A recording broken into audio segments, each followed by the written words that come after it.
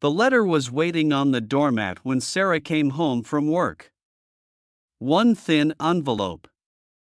No color. No warmth. Just her name printed across the front. The moment she picked it up, her stomach tightened. She already knew what it was. Inside was a final rent notice. Sarah leaned against the door and slowly slid down to the floor. Her chest felt heavy, like the air had been sucked out of the room. She had done everything right. Worked hard. Stayed responsible. Put her child first. And yet, here she was, one step away from losing her home. Down the hall, her 8-year-old son Ethan was asleep, his favorite blanket wrapped tightly around him. Sarah wiped her eyes and whispered into the quiet apartment, "Please, just give me one more chance." Before the story continues, don't forget to subscribe, like this video, and share your thoughts in the comments. You're watching Kindness Story Hub, where real stories remind us that kindness can change lives in ways we never expect. Sarah became a single mother 2 years earlier. Her marriage had ended quietly, without drama, but also without support. Suddenly, everything rested on her shoulders. Rent, food, school supplies, doctor visits. All of it. She worked as a medical receptionist in a small town in Pennsylvania. The pay wasn't great, but it was steady. Most months, she made it work by budgeting carefully and skipping anything unnecessary. New clothes were rare. Eating out didn't exist. Every dollar had a job, but life has a way of testing even the strongest plans. 1 month, Ethan got sick. Really sick. A bad infection that required multiple doctor visits and medication not fully covered by insurance. Sarah missed several days of work to stay home with him. Her paycheck came up short, and the bills didn't. She tried catching up. She really did.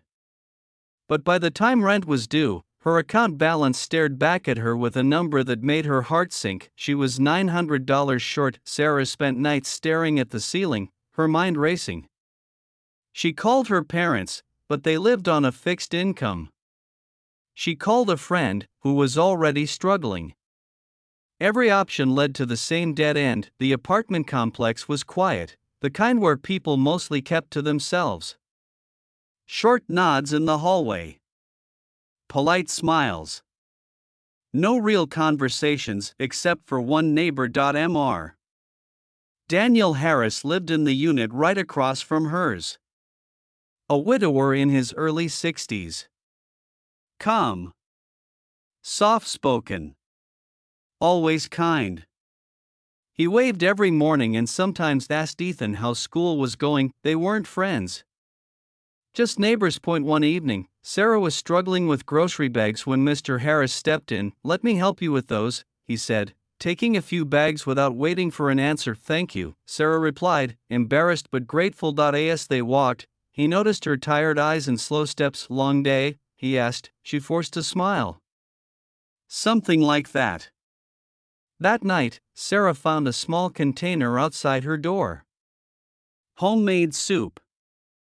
Still warm.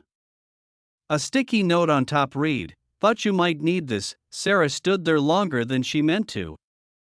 No one had cooked for her in years. Over the next few days, small acts followed. Mr. Harris shoveled snow near her car.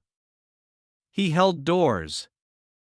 He checked in with a simple, "You doing okay?" Sarah wanted to say no. She wanted to tell someone how scared she was. But pride kept her quiet. Then came the final day, the eviction deadline. Sarah took the day off work. She didn't know what else to do. She sat at the kitchen table, surrounded by paperwork, trying to prepare herself to pack. Ethan colored beside her, humming softly. "Mom," he asked, "are we going to have to leave here?" Her throat tightened. "I don't know yet," she said gently. "But no matter what, I'm right here." That afternoon, there was a knock at the door. Sarah opened it to see Mr. Harris standing there, holding an envelope. "Can I come in for a minute?" he asked. She nodded. Confused, they sat at the table. The silence felt heavy. "I don't want to make you uncomfortable," Mr. Harris said carefully. "But I overheard a bit the other night. About rent." Sarah's face flushed. "I'm sorry," she said quickly. "I didn't mean," he raised a hand. "You don't owe me an explanation." He placed the envelope on the table and gently pushed it toward her. "This is for you." Sarah opened it. Inside was a check. Her breath caught. This is too much," she whispered. "It's exactly what you need," he said calmly. "I can't accept this," she said, tears filling her eyes. "I don't know how I'd ever repay you." He smiled, not kindly, but knowingly. "Years ago," he said, "I was where you are now. I lost my wife. Lost my job shortly after. I was days away from being homeless." Sarah listened, stunned. "A neighbor helped me.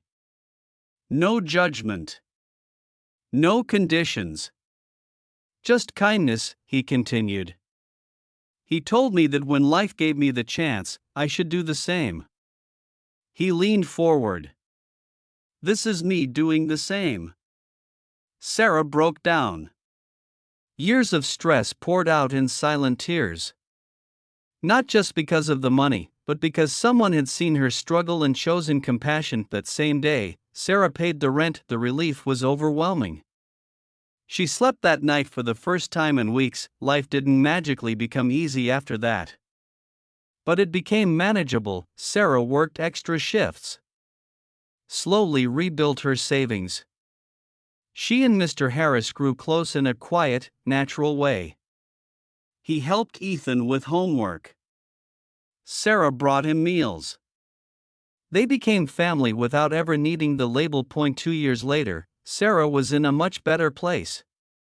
New job. More stability. More confidence. One evening, she stood in line at a grocery store and noticed a young mother ahead of her, counting cash with shaking hands. The cashier said the total again. The woman whispered, "I'm short." Sarah felt her chest tighten. She remembered the envelope. The soup. The knock on the door. She stepped forward and said, "I've got it." The woman turned, eyes wide. "Are you sure?" Sarah smiled. "I am." As she walked out of the store, Sarah felt something powerful inside her. Gratitude.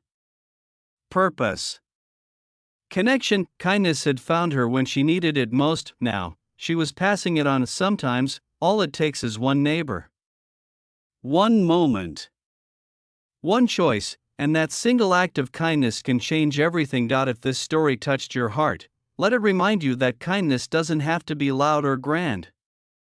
Sometimes, it's quiet, simple, and exactly on time. Spread kindness. You never know whose life you might save.